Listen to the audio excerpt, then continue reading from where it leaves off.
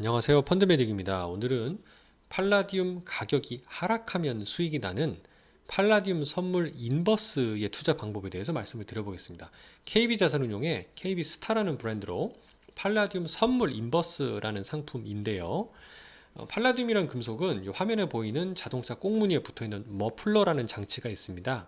이게 주로 자동차의 매연을 저감해주는 촉매로 주로 쓰이는 거고요. 이 팔라디움 소비의 85% 정도가 이 매연 저감 장치에 쓰인다고 할 정도라고 해요. 2016년 초만 하더라도 온스당 500달러 정도 남짓이었는데 올해 초만 하더라도 3,000달러까지 올랐으니까 엄청나게 6배 정도 상승을 한 거죠. 사상 최고치 신을 계속하고 있었다는 거고요.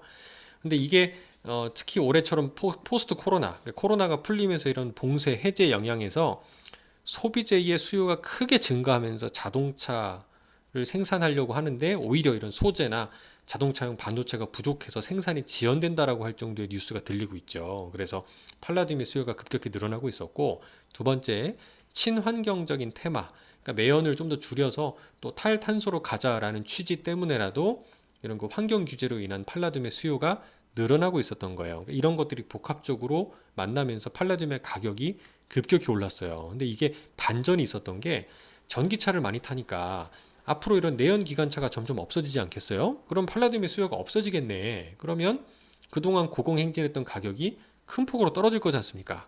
그래서 팔라듐 선물을 사는 게, 인버스를 사는 게 유리하겠다라고 투자자들이 생각하기 시작했고, 그래서 이 상품이 전략적으로 좀 출시됐다라고 봅니다.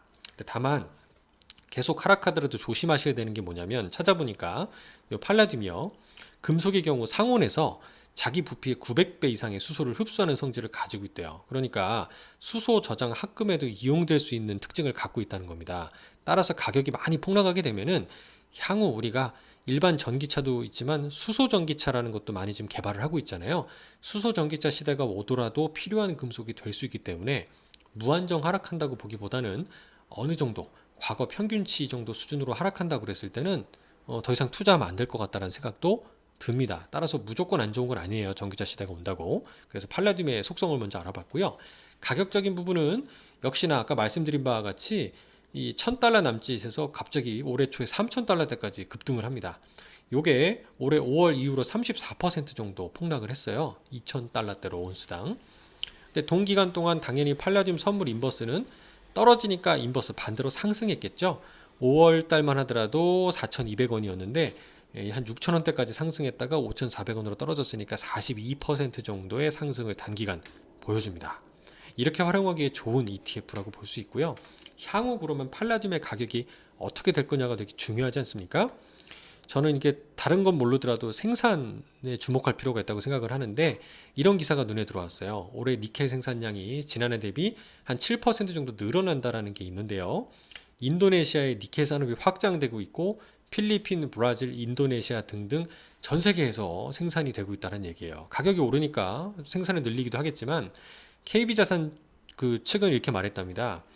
주로 이게 이 팔라듐이라는 게 니켈을 채굴하고 재련하는 과정에서 나오는 부산물이기 때문에 또 이런 지역적인 한정된 러시아라든가 남아공 등 한정된 지역에서 생산이 되고 있었거든요. 근데 이제 생산이 재개되면서 이제 생산량이 늘어난다고 감안해 보면 가격이 계속 폭발적으로 오를까요? 오르기 힘들겠죠.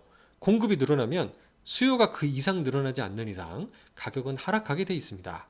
그래서 그런 관점에서 봤을 때 그럼 작년에 또는 올해 초에 3,000달러까지 왜 올랐냐라고 보니까, 이게 작년 같은 경우는 친환경 테마 그리고 광산업이 뭐 약간 안 좋은 산업으로 분류가 되면서 작년만 하더라도 그 전년도 대비 니켈이 한 4% 이상 감소하는 생산량을 보여줬대요. 근데 올해는 약 7% 정도 증가한다고 얘기를 했기 때문에 그 전년도까지 생산되지 못했던 게 이제 본격적으로 반등을 하고 있다라고 볼 수 있습니다. 그러니까 그 얘기는 네, 큰 폭으로 생산이 늘진 않더라도 일단 생산이 늘어나고 있는 거기 때문에 가격의 상승 압력보다는 여전히 하락 압력이 살아있다라고 볼 수 있고, 그런 관점에서 2000온스대에서 만약에 1500이나 1000온스대까지 과거 평년 정도 레벨까지 떨어진다라고 가정을 하면은 여전히 팔라듐 선물 인버스의 투자 가치가 있다라고 판단해 볼 수 있을 것 같습니다. 감사합니다.